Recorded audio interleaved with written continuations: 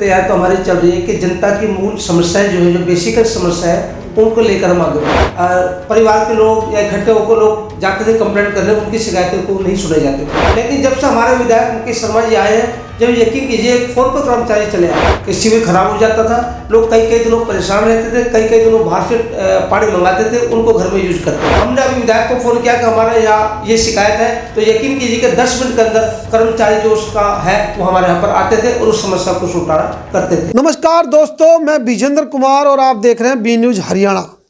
दोस्तों, चुनावी बिगुल बज चुका है निकाय चुनाव का, और हरियाणा में कई जिलों में निकाय चुनाव होने हैं। वहीं गुरुग्राम मानेसर में भी मेयर का चुनाव होना है, पार्षदों का चुनाव होना है।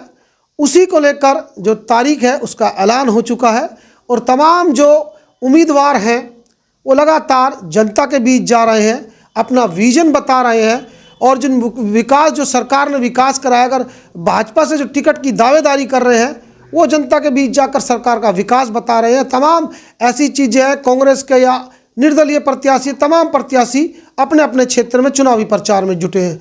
2 मार्च को मतदान होना है और 12 मार्च को उसका रिजल्ट सामने आएगा। तो जो तमाम पार्टियां हैं वो अपने अपने दावे करती हैं।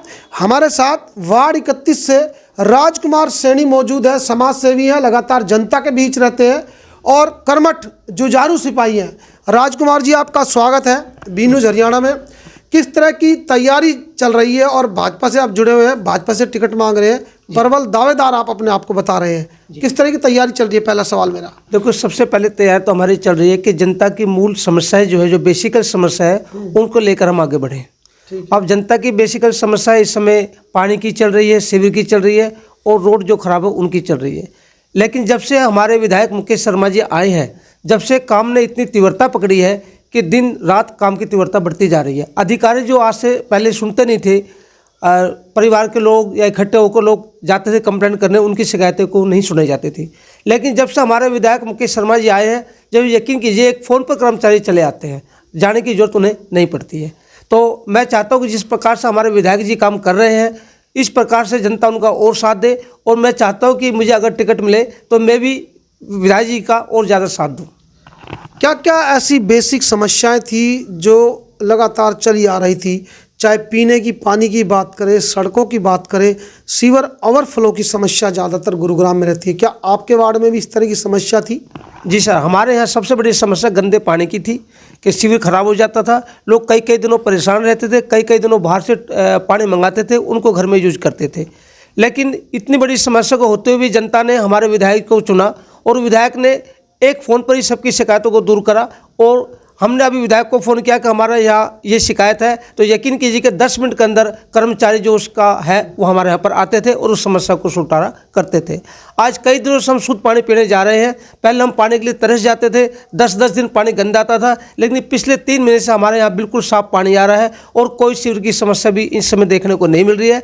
तो ऐसे विधायक आने के बाद ही मेरे अंदर भी एक जोश आया कि इतने अच्छे विधायक हमारे हैं, तो क्यों ना मैं भी निकाय को चुनाव लड़ूं। अपने विधायक की प्रेरणा को देखते हुए मैंने निर्णय लिया कि मैं 31 वार्ड से लड़ूं, क्योंकि जिनका विधायक इतना अच्छा होगा तो मैं भी चाहता हूं कि मेरे वार्ड की तरक्की हो। इसलिए विधायक को देखकर ही मैंने चुनाव लड़ने की तैयारी की है। आवेदन आपने दे दिया है? जी, कल मैंने जिला अध्यक्ष कमल यादव जी के को दिया है, और आज मैंने अपने विधायक मुकेश शर्मा जी को भी दिया है, और कल सुबह मैंने अपने मंडल अध्यक्ष को भी दिया है। क्या उम्मीद जता रहे हैं भाजपा से आप? जिस प्रकार से लोगों का प्रोत्साहन है, लोगों की उम्मीदें मेरे ऊपर रुकी हुई है कि इनके विधायक अच्छे हैं, तो लोग बड़ी उम्मीद कर रहे हैं कि मैं आगे लड़ूं और इस काम को आगे बढ़ाऊं। क्योंकि मेरा अधिकतर समय शिक्षा के स्तर पर रहा है, तो लोग चाहते हैं कि शिक्षित आदमी मिले जो कि इस काम को और आगे ले जाए। तो क्या आप अपने वार्ड में घूम रहे हैं, जनता से मिल रहे हैं, कैसा समर्थन आपको मिल रहा है? मैं पिछले 1 महीने से 2 महीने से, जब से चुनाव की तैयारी शुरू हुई है, मैं हर हल्के में सुबह से शाम तक घूमता हूँ। लोगों में बड़ी रुचि है, बड़ी खुशी है। लोग चाहते हैं कि मैं आगे बढ़ूं और अपने विधायक के साथ कंधे से कंधा मिलाकर चलूं।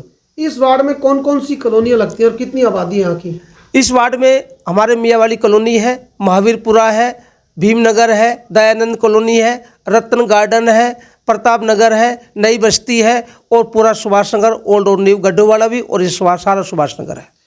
तो क्या कहेंगे कि जनता के बीच आप जा रहे हैं और उम्मीद भी जता रहे हैं कि जनता आपको समर्थन और आशीर्वाद दे। तो ऐसे में चुनाव नज़दीक है, काफ़ी कम समय बचा है।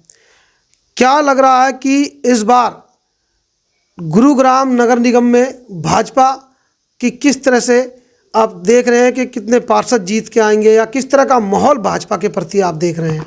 जिस प्रकार से पिछले 3 महीने में हमारे गुड़गांव में विकास हो रहा है और दिन पर दिन तरक्की होते जा रही है, उससे लगता है कि 36 के 36 सीट हमारा हाथ में आएगी। कोई एक सीट भी ऐसी मुझे नज़र नहीं आ रही है कि जिसको भाजपा हारने वाली हो, क्योंकि दूसरी पार्टियों के तो कोई उम्मीदवार ही खड़े होने को नहीं मिल रहे हैं, जबकि बीजेपी में कितनी खुशी की लहर है कि हर कोई चुनाव लड़ना चाहता है। राजकुमार जी, कितने साल से आप बीजेपी से जुड़े हैं, कितने साल से सेवा दे रहे हैं पार्टी में? मैं पिछले 6 साल से बीजेपी के साथ जुड़ा हूं और उस समय शीतला मंडल का उपाध्यक्ष भी मैं हूं, और मैं अपने सैनिक समाज के जिला अध्यक्ष भी हूं। हमारी ऑल इंडिया सैनिक सेवा समाज एक रजिस्टर्ड संस्था है, उसका मैं जिला अध्यक्ष भी हूं। तो क्या जनता से अपील करना चाहेंगे? मैं जनता से ये अपील करना चाहता हूं कि जिस प्रकार से जनता ने लोकसभा और विधानसभा में बीजेपी का साथ दिया, मैं जनता से उम्मीद करता हूं कि निकाय चुनाव में वो बीजेपी का पूरा समर्थन दे। बिल्कुल, देखिए ये राजकुमार सैनी हमारे साथ हैं, जो अपने आप को प्रबल दावेदार बता रहे हैं वार्ड 31 से, और भाजपा से टिकट मांग रहे हैं।